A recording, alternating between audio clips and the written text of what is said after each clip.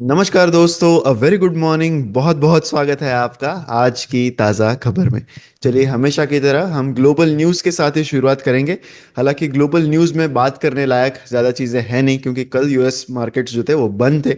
So mainly news इसी के बारे में है। क्रिप्टो करेंसी जो है वो अगेन एक बढ़ते हुए मोमेंटम में दिखाई दे रहा है। Bitcoin has jump to a new record of 1,09,000 dollars, because जो ट्रेडर्स है क्रिप्टो करेंसी के, they are cheering this move कि ट्रम्प का अभी इनॉग्रेशन होने वाला है। एक अलग सी बुलिशनेस है कि he is going to do something for the crypto currency, और उसके साथ साथ मीम कॉइन्स जो है वो भी बढ़ते जा रहे हैं। इसी पर रिलेटेड हमारा बिलीव इट और नॉट भी है आज का, तो वो हम लास्ट में उसकी बात करेंगे। तो मेनली क्रिप्टो करेंसीज एक ऑल टाइम हाई पर अगेन हिट करने लगे हैं।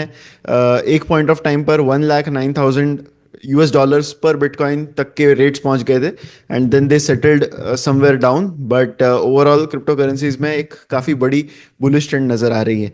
तो सारे ये जो निगाहें हैं वो इसी पर है कि अब बिकॉज ऑफ ट्रम्प्स इनॉग्रेशन बहुत सारी चीज़ें चेंज होंगी, एंड क्रिप्टो करेंसीज के लिए अच्छा टाइम शुरू होगा, बिकॉज उनका स्टांस ऐसा अब तक दिखाई दे रहा है कि वो ज़्यादा क्रिप्टो करेंसी के फेवर में रहा है।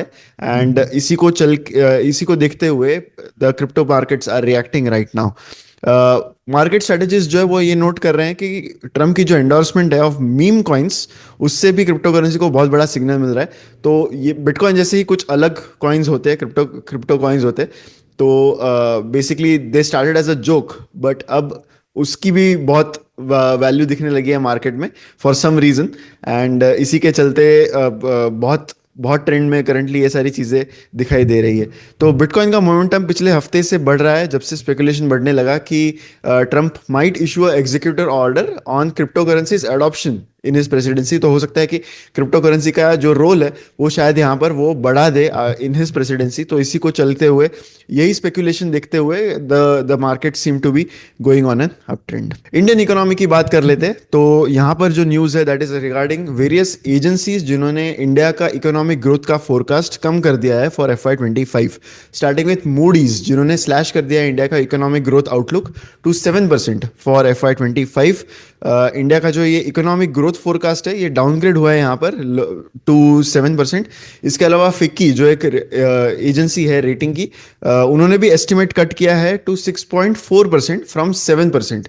तो पहले 7% का टारगेट था, वो अब 6.4 कर दिया है। तो स्लो डाउन के फैक्टर्स भी एट्रीब्यूट किए हैं इन्होंने। डाउनवर्ड रिवीजन आया है मेनली बिकॉज ऑफ जो Q2 की इकोनॉमिक ग्रोथ आई थी इंडिया की 5.4% की। उसके बाद भी जो इंडिकेटर्स दिखे हैं, दे आर सिग्नलिंग कि ये जो स्लो डाउन है वो थोड़ा सा सस्टेन्ड है, यानी ये बरकरार रहेगा, ऐसा स्लो डाउन है। इंडस्ट्रियल आउटपुट जो है वो सिर्फ 3.6% से बढ़ा, although agriculture and services output जो है वो काफ़ी ठीक ठाक परफॉर्म किए हुए, but industrial output was not that good.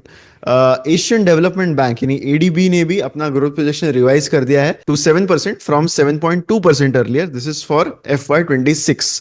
उन्होंने रीजन बताया कि इंडस्ट्रियल ग्रोथ अब थोड़ी सी वीक हो गई है, गवर्नमेंट स्पेंडिंग स्लो हो गई है, and subdued private investment currently दिख रहे हैं। तो यही सारी चैलेंजेस टू ग्रोथ उनके हिसाब से है कि बहुत सारे हेडविंड्स है इकोनॉमी के लिए currently, mainly because of geopolitical uncertainties जो सप्लाई चेन को भी अफेक्ट कर रहे हैं, एंड एडवर्स वेदर कंडीशंस की वजह से भी रिकवरी जो है वो थोड़ी सी इंपैक्ट होती हुई दिख रही है। मॉनेटरी पॉलिसीज के इफेक्ट भी आ सकते हैं। टाइट मॉनेटरी पॉलिसी अगर आती है तो जो इन्फ्लेशन को कंट्रोल करने के लिए होती है, तो उससे हाउसिंग डिमांड है वो रिड्यूस हो सकती है, जिससे ग्रोथ जो है वो और भी स्लो डाउन हो सकती है। अब बढ़ते हैं स्टॉक वाइज अपडेट्स की ओर, जहां पर काफी सारे इंपॉर्टेंट रिजल्ट्स है एंड कुछ इंपॉर्टेंट न्यूज भी है। सबसे पहली जो न्यूज है that is regarding Kalyan jewellers. तो कल्याण ज्वेलर्स के स्टॉक में कल एक फाइनली रिकवरी दिखी, अराउंड 9-10% की रिकवरी थी, जब मोतीलाल ओसवाल AMC ने डिनाई किए सोशल मीडिया के क्लेम्स। जो क्लेम्स एंड रूमर्स पिछले एक हफ्ते से मार्केट में है। पिछले हफ्ते में कल्याण ज्वेलर्स के स्टॉक प्राइस में बहुत ज़्यादा इरोजन दिखा, and one of the rumours जो फ्लोट हो रही थी वो ये थी कि कल्याण ज्वेलर्स की मैनेजमेंट ने ब्राइब किया है टू मोतीलाल ओसवाल के fund managers to buy their stock. इस पर लोगों ने कल्याण ज्वेलर्स की मैनेजमेंट को भी क्वेश्चंस पूछे थे जब उन्होंने पिछले हफ्ते में कॉन कॉल होल्ड किया था। वो तो मैनेजमेंट ने ऑब्वियसली डिनाई किए, लेकिन कल मोतीलाल ओसवाल AMC ने भी ये चीज़ें डिनाई की है बाय सेइंग कि ये सारे baseless, malicious and defamatory allegations है। तो मोतीलाल ओसवाल AMC का ये स्ट्रांग कहना है कि ये सारे जो रूमर्स है they have no relevance and they are far from reality, ऐसे उन्होंने बताया। पिछले हफ्ते में अराउंड 37% का डिक्लाइन दिखा कल्याण ज्वेलर्स के स्टॉक प्राइस में, and that decline was in spite of management, जिन्होंने ये आके कहा कि ये सारे रूमर्स है ये बेसलेस है, दे डिनाइड ऑल दोस क्लेम्स, लेकिन फिर भी डिक्लाइन कंटिन्यूसली होता रहा पिछले हफ्ते में in the Kalyan jewellers stock price. तो कल्याण ज्वेलर्स कंसिस्टेंटली एक मेजर होल्डिंग रहा है in several Motilal Oswal's fund schemes, लेकिन मोतीलाल ओसवाल एएमसी ने अगेन ये रीअफर्म किया है कि ये सारे क्लेम्स फॉल्स है, एंड उन्होंने कहा है कि these are all the efforts to damage their reputation. 14th Jan को ये अर्निंग्स कॉल हुआ था जहां पर कल्याण ज्वेलर्स की मैनेजमेंट ने कहा था कि कोई इनकम टैक्स की रेड भी नहीं हुई है, एंड ये सारे जो ब्राइबरी के एक्यूजेशंस है वो एब्सर्ड है, ऐसा मैनेजमेंट ने तब कहा था। And both Kalyan jewellers and Motilal Oswal AMC दोनों ने स्टेक होल्डर्स को कहा है कि ये सारे रूमर्स जो है उनको डिसरिगार्ड करना चाहिए, एंड मोतीलाल ओसवाल ने अपने इन्वेस्टर्स को भी अश्योर किया है कि उनके सारे ऑपरेशंस है वो अनअफेक्टेड है and they are committed to investor growth. अगली न्यूज है from Bharti Airtel and Bajaj Finance who have joined hands to create a fintech platform. तो ये दोनों ही कंपनीज ने एक स्ट्रेटेजिक पार्टनरशिप अनाउंस की है जहां पर वो एक डिजिटल प्लेटफॉर्म करेंगे फॉर फाइनेंशियल सर्विसेज। तो ये पार्टनरशिप कंबाइन कर पाएगी एयरटेल का कस्टमर बेस जो अराउंड 37 करोड़ का है, and distribution network of 1.2 million, and इसी के साथ बजाज फाइनेंस के 27 प्रोडक्ट के जो लाइंस है वो यहाँ पर इंटीग्रेट होंगे। 5,000 ब्रांचेस, 70,000 फील्ड एजेंट्स है वो यहाँ पर इंटीग्रेट होंगे। तो एग्जैक्टली क्या होगा, तो इनिशियली एयरटेल जो है वो बजाज फाइनेंस के रिटेल प्रोडक्ट्स जो है वो अपने एयरटेल थैंक्स ऐप से ऑफर करेंगे, जिससे एयरटेल के सारे कस्टमर्स तक ये सारे प्रोडक्ट्स पहुंचेंगे, एंड लेटर ये जो सारे प्रोडक्ट्स है they will be available through Airtel's nation wide network of stores. तो ये जो कोलैबोरेशन है that is aimed to deepen the penetration of financial products and services in India, ऐसा कंपनी का कहना है। जो भारतीय एयरटेल के एमडी है उन्होंने कहा है कि Airtel wants to become the one stop shop for all the financial needs of their customers, whereas Bajaj Finance ने भी ये कहा है कि इस पार्टनरशिप से उनका जो डिजिटल इंफ्रास्ट्रक्चर है उसको वो लेवरेज करके एक ग्रोथ की ओर ला सकते हैं। दो बजाज फाइनेंस के प्रोडक्ट्स ऑलरेडी पायलट फेज पर है on the Airtel Thanks app. ये पार्टनरशिप है that is aim to offer 10 Bajaj Finance products through Airtel Thanks app within a calendar है। तो एक ही साल में 10 बजाज फाइनेंस के प्रोडक्ट्स जो है वो इंटीग्रेट हो जाएंगे with Airtel Thanks app, and both companies जो है उन्होंने कहा है कि वो इसके रिलेटेड जो भी रेगुलेटरी कंप्लायंस करना ज़रूरी होगा वो सारी चीज़ें जो है वो कंप्लाई करेंगे, एंड प्राइवेसी सिक्योरिटी एंड चीज़ें ये सारी चीज़ें वो इंश्योर करेंगे। अब बढ़ते हैं कुछ इंपॉर्टेंट रिजल्ट्स की, और सबसे पहला रिजल्ट जिसकी बात हम करेंगे वो है पेटीएम का Q3 रिजल्ट्स। तो लॉसेस जो है कंपनी के वो थोड़े से नैरो हो गए हैं टू 208 करोड़, हालांकि रेवेन्यू डिक्लाइन हुआ है बाय 36%, बट स्टिल मार्केट ने ओवरऑल इस रिजल्ट को पॉजिटिव वे में ही लिया है। तो रिजल्ट की बात पहले कर लेते हैं कि लॉस जो है वो थोड़ा सा कम हो गया, 208 करोड़ का हो गया, जबकि पिछले साल के ईयर ऑन क्वार्टर में ये लगभग 220 करोड़ का था, तो थोड़ा ही डिक्रीज है बेसिकली लॉस में। लेकिन जो पिछला क्वार्टर था Q2 वो प्रॉफिटेबल था कंपनी के लिए, मेनली बिकॉज उन्होंने अपना जो टिकटिंग बिजनेस है वो जोमेटो को बेचा था, उस वजह से उनको एक बड़ा वन टाइम गेन हुआ था। ईयर ऑन ईयर रेवेन्यू में डिक्लाइन दिखा है, हालांकि सीक्वेंशियली यानी Q2 के कंपैरिजन में रेवेन्यू 10% से बढ़ा हुआ दिखा है। टोटल एक्सपेंसेस 31% से डिक्रीज हो गए हैं कंपनी के, एंड सीक्वेंशियली भी एक्सपेंसेस थोड़े से कम हुए, तो ऑब्वियसली सीक्वेंशियली ये quarter has been much better for the company compared to Q2 quarter. Employee benefit expenses भी काफ़ी significantly decrease हुए, 36% से decrease हुए, and payment processing cost भी decrease हुआ है by around 42%. Q3 में जो 197 communications की सिंगापुर entity है that sold its stake in Japanese fintech PayPay to SoftBank Vision Fund, तो ये एक मेजर चीज़ इस क्वार्टर में हुई। Other than that it has been a decent quarter for the company. तो ओवरऑल हम ये एक ट्रेंड दिख रहे हैं अब इस क्वार्टर में कि बहुत बार हम ऐसे भी देख रहे हैं कि कोई रिजल्ट्स जो शायद उतने ज़्यादा अच्छे ना दिखे नॉर्मली देखने पर, बट बिकॉज उनके वैल्यूएशंस एक रीजनेबल लेवल पर थे इसलिए stock price has been rewarding to them, whereas ऐसे भी बहुत कंपनीज दिख रहे हैं जिनके रिजल्ट्स वैसे उतने बुरे नहीं रहे, बट बिकॉज उनके वैल्यूएशंस थोड़े से प्रीमियम लेवल पर थे, in spite of good results we are seeing कि market is punishing all these companies. तो मोर और लेस एक्सपेक्टेशंस की बात है, currently market seems to be taking a lot of cognizance to companies जिसमें थोड़ा भी ओवर वैल्यूएशन या फिर प्रीमियम वैल्यूएशंस दिख रहा है, तो वहाँ पर मार्केट इज नॉट रियली, कोई किसी भी टाइप की दया बेसिकली मार्केट नहीं दिखा रहा है वहां पर। अगले रिजल्ट जिसकी बात हम करेंगे वो है डिक्सॉन टेक्नोलॉजीज, जिन्होंने Q3 रिजल्ट्स कल डिक्लेयर किए। बहुत ही अच्छे रिजल्ट्स आए हैं at least on the earnings front. अब मार्केट उस पर कैसे रिएक्ट करता है वो आज हमें देखना होगा। बट मोबाइल का जो बिजनेस है that is driving there earnings, and जो डिक्लाइन हुए थे एक्चुअली प्रीवियस क्वार्टर में, तो ओवरऑल जो कंपनी का नेट प्रॉफिट है दैट हैज इंक्रीज बाय 124%। तो ये एक काफ़ी बड़ी ग्रोथ है उनके नेट प्रॉफिट में। Revenue has increase by 117%। Mobile business का परफॉर्मेंस बहुत अच्छा रहा है इस क्वार्टर में। रेवेन्यू इस सेगमेंट से has nearly tripled, right. 9,300 crore का रेवेन्यू इस क्वार्टर में हो गया है फ्रॉम द मोबाइल बिजनेस। इस बिजनेस में कंपनी का एबिटडा भी 3 टाइम्स इंक्रीज हो गया है। मोबाइल बिजनेस अब कंपनी का 89% ऑफ द टोटल रेवेन्यू हो गया है, जो पिछले साल के सेम क्वार्टर में 67% था। तो obviously consumer electronics and appliance division में गिरावट दिखी है because mobile has been so good. Revenue इस सेगमेंट से 32% से गिर गया है, ऑपरेटिंग प्रॉफिट 31% से गिरा है इस सेगमेंट में। हालांकि अब ये सेगमेंट सिर्फ 11% रहा है कंपनी के ओवरऑल रेवेन्यूज का। सो ओवरऑल अगर हम देखें तो मोर और लेस एक्सपेक्टेशन तो थी कि ऐसा ही रिजल्ट कंपनी मोस्टली देगा, बिकॉज जिस वैल्यूएशंस पर कंपनी ट्रेड कर रही थी ऑब्वियसली ऐसा रिजल्ट एक्सपेक्टेड था काइंड ऑफ मार्केट को। लेकिन ये जो एक्सपेक्टेशन है वो कितनी प्राइस डिनर नहीं है, वो जब मार्केट का रिएक्शन आज पता चलेगा तब हमें ज़्यादा बेटर समझ में आएगा।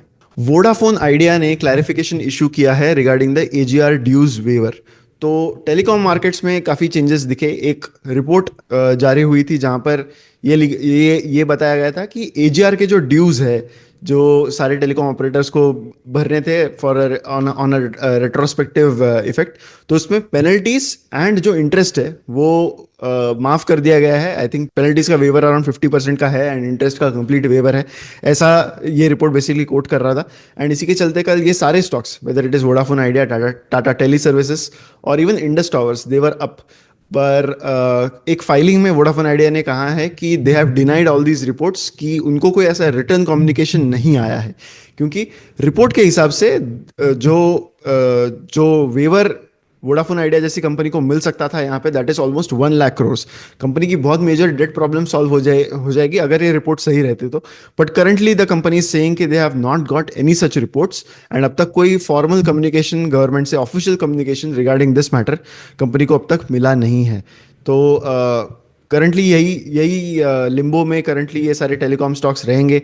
कल ये सारे रिपोर्ट्स को मानते हुए ऑब्वियसली स्टॉक्स ऊपर थे, तो आज हो सकता है कि they will give back a lot of gains जो ये स्टॉक्स में कल दिखे गए थे। अगला रिजल्ट है ऑफ जोमैटो।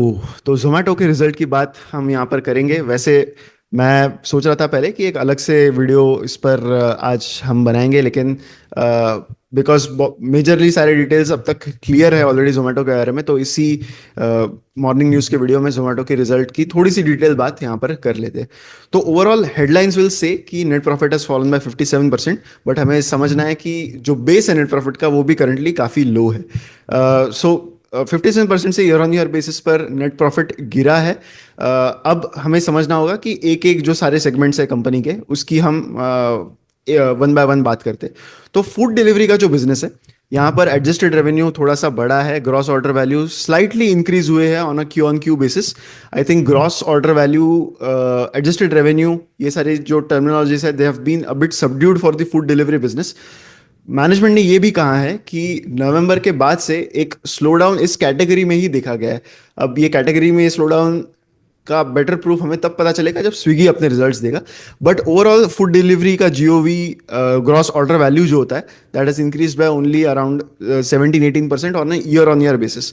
तो कंपेयर टू द स्टैंडर्ड्स जो हमने पहले देखे हैं, जो ग्रोथ हमने पहले देखी है, उसके मुकाबले फूड डिलीवरी का जो ग्रोथ है at least from GOV and adjusted revenue basis, वो थोड़ा सा कम रहा है। हालांकि प्रॉफिटेबिलिटी बेसिस पर food delivery has done well, and उसका रीजन ये है कि कंपनी ने प्लेटफॉर्म फीस शुरू कर दी थी। I think somewhere in the second quarter के एंड से ही ये शुरू हो गया था, बट थर्ड क्वार्टर में उसका पूरा इफेक्ट आया है।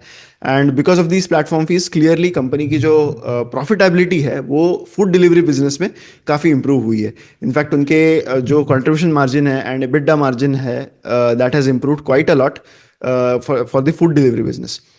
ब्लिंकिट की जहां तक बात आती है, which is the quick commerce business, तो ईयर ऑन ईयर ग्रोथ यहाँ पर रेवेन्यू में 117% का है, जो काफ़ी बड़ा रेवेन्यू ग्रोथ है। लेकिन एबिटडा लॉस जो है यहाँ पर वो वाइडन हो गया है। तो पिछले क्वार्टर में एबिटडा बेसिस पर कंपनी ऑलमोस्ट प्रॉफिटेबिलिटी के पास पहुंच गई थी in their quick commerce business, पर वो अब गैप जो है वो और वाइडन हो गया है। उसका रीज़न कंपनी ने बताया, जोमेटो का ये कहना है कि क्विक कॉमर्स बिजनेस में उन्होंने जो एडिशन किया है डार्क स्टोर्स का, that was faster than earlier जो एक्सपेक्टेड था। तो बेसिकली पिछले क्वार्टर के एंड में कंपनी ने कहा था कि 2026 का कैलेंडर ईयर जब तक खत्म होगा तब तक ब्लिंकिट के अराउंड 2000 डार्क स्टोर्स होंगे, जो पिछले क्वार्टर के एंड में अराउंड 700 के आसपास थे, 700 750 के आसपास थे।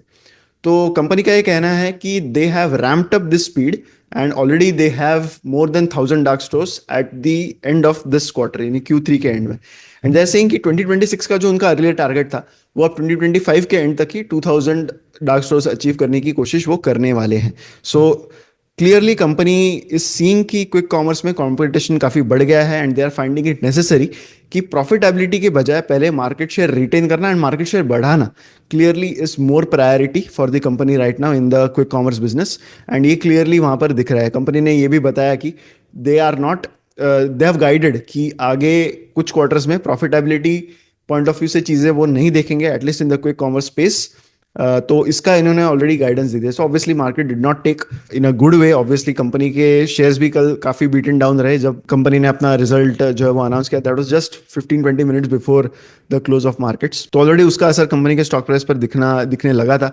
हाइपर प्योर जो कंपनी का B2B सप्लाईज का सेगमेंट है उसमें 95% का ईयर ऑन ईयर इंक्रीज है रेवेन्यू में। ओवरऑल अगर हम देखें तो mainly the markets will not like loss widening in the quick commerce business. लेकिन अब कंपनी अपने एक्सपांशंस देखते हुए ये सारी चीज़ें कैसे कैसे मार्केट इस चीज़ को देखता है वो हमें आज देखना होगा। कंपनी के पास अराउंड ऑलमोस्ट 20,000 करोड़ रुपीस का कैश है। अब तक कंपनी ने इस पर कोई डिटेलिंग दिया नहीं है ज़्यादा कि वो इस कैश को कैसे यूज़ करने वाले हैं। बट इट सीम्स कि क्विक कॉमर्स में कंपटीशन डेफिनेटली बहुत इंटेंसिफाई हो गई है in the last 4-5 months at least, because Zepto जैसा प्लेयर भी अब काफ़ी एग्रेसिव हो गया है। They are burning a lot of cash, they are raising money at very small intervals. तो क्लियरली कंपटीशन करेंटली यहाँ पर ज़्यादा हीटअप होने लगा है। थोड़ा सा ड्रॉप कंपनी के मंथली ट्रांजैक्टिंग कस्टमर्स पर भी है फूड डिलीवरी बिजनेस में, तो वो भी ओवरऑल यहाँ पर दिखा। पॉजिटिव लॉन्ग टर्म आउटलुक है for the food delivery business with 20% year on year growth. तो चाहे जियो भी इस क्वार्टर में 20% से थोड़ा सा कम था, बट लॉन्गर टर्म में कंपनी स्टिल सेज कि 20% का year on year growth food delivery business में अभी भी बरकरार रहेगा। L&T फाइनेंस के Q3 रिजल्ट्स की बात करते हैं। Consolidated PAT profit after tax has fallen bye 2%। तो नेट इंटरेस्ट मार्जिन जो है वो भी थोड़ा सा गिर गया है। नेट इंटरेस्ट मार्जिन इस क्वार्टर में 10.33% आया है, जो पिछले साल के सेम क्वार्टर में 10.93% था। Consolidated loan book has increased by 16%, retail loan book has expanded by 23%। Both figures are on a year on year basis. कुछ इम्पेयरमेंट फाइनेंशियल इंस्ट्रूमेंट्स का भी कंपनी ने अपने बुक्स में लिया है, तो this is more than doubled to 729 crore. तो ये एक मेजर रीजन है कि प्रॉफिट आफ्टर टैक्स जो है वो थोड़ा सा डिक्लाइन हुआ है कंपनी के लिए। प्रोविजन यूटिलाइजेशन, कंपनी ने अराउंड 100 करोड़ का यूटिलाइजेशन किया है for macro prudential provision corpus. जो रूरल ग्रुप्स को दिए गए लोन्स हैं उनको मैनेज करने के लिए एक प्रोविजन कंपनी ने ले ली है। तो ओवरऑल मैनेजमेंट का यह कहना है कि बहुत सारे प्रेशर्स के बावजूद the management is remaining optimistic. उनका ये कहना है कि कंपनी मैक्रो चैलेंजेस को करंटली अच्छे से नेविगेट कर रही है माइक्रो फाइनेंस सेक्टर में, एंड दे आर एक्सपेक्टिंग कि कंडीशंस आने वाले क्वार्टर्स में इंप्रूव होगी। तो पिछला क्वार्टर हमने ऑलरेडी देखा था कि माइक्रो फाइनेंस के लिए it was not very good, provisions आने लगे थे यहाँ पर, तो असेट क्वालिटी के कंसर्न्स पिछले क्वार्टर में दिख रहे थे। अब result season micro finance companies में जस्ट शुरू हो रहा है, बट इट सीम्स कि problems are not really over. जो हमने Q2 के प्रॉब्लम्स देखे थे वही प्रॉब्लम शायद इस क्वार्टर में भी हमें देखने मिलेंगे in the micro finance space. इसी के साथ हमारी न्यूज़ यहीं पर खत्म होती है। अब बढ़ते हैं हमारे बिलीव इट और नॉट सेक्शन पर। तो बिलीव इट और नॉट के लिए मैंने पहले ही जब ग्लोबल न्यूज़ कवर की थी तब बात की थी मीम कॉइन्स की, क्रिप्टो करेंसीज की। यूएस मार्केट्स में बहुत अजीबोगरीब चीज़ें हो रही है regarding the crypto currencies and meme coins. तो over the weekend Donald Trump ने एक ऑफिशियल ट्रंप नाम की मीम कॉइन जो है वो जारी कर दी। Meme coin is nothing but it's kind of a joke. तो ये डॉज कॉइन के बारे में आपको शायद पता होगा। Similar is the official Trump meme coin. तो ये जो मीम कॉइन है इसकी मार्केट कैप $10.6 बिलियन ऑलरेडी पहुंच चुकी है। $10.6 बिलियन ऑलरेडी पहुंच चुकी है। It has surged over almost 660% in the last weekend. उसके बाद ट्रम्प, ये जो ट्रम्प कॉइन है, that fell 27% from its peak. Why? Because Melania, जो उनकी वाइफ है, मेलेनिया कॉइन, ये लॉन्च हो गई बाय मेलेनिया ट्रम्प, जो अराउंड 1.3 बिलियन डॉलर्स की मार्केट कैप हिट कर गई ऑलरेडी। एंड उस बिकॉज दिस मीम कॉइन केम, इसलिए डोनाल्ड ट्रम्प की मीम कॉइन गिरने लगी। सो मेलेनिया, ये जो मेलेनिया मीम कॉइन है, that has seen a 14% increase since it's launch and has attracted a lot of trading volume also in the last 24 hours. तो वैसे like I always say कि ये सारी न्यूज़ से कोई टेक अवे नहीं है, इट्स जस्ट कि हमें काफ़ी अजीब लगता है ये sitting in these Indian circumstances कि यूएस में जो रेगुलेटरी एस्पेक्ट्स है या फिर जो नई चीज़ें, जो अजीबोगरीब चीज़ें यहाँ पर होती है कि यूएस प्रेसिडेंट ने एक मीम कॉइन लॉन्च कर दी, ये सारी चीज़ें काफ़ी दिलचस्प लगती है हमें सुनने में। तो I just thought that I should cover this as part of the believe it और नॉट। तो इसी के साथ हमारा वीडियो ये यहीं पर समाप्त होता है। मैं आशा करता हूँ कि ये वीडियो आपको अच्छा लगा होगा। अगर अच्छा लगा है तो लाइक ज़रूर कीजिए एंड वीडियो को शेयर भी करें विद मैक्सिमम पीपल। ऐसे ही वीडियोज़ के लिए चैनल पर बने रहें। मिलते हैं अगले वीडियो में। Thank you so much.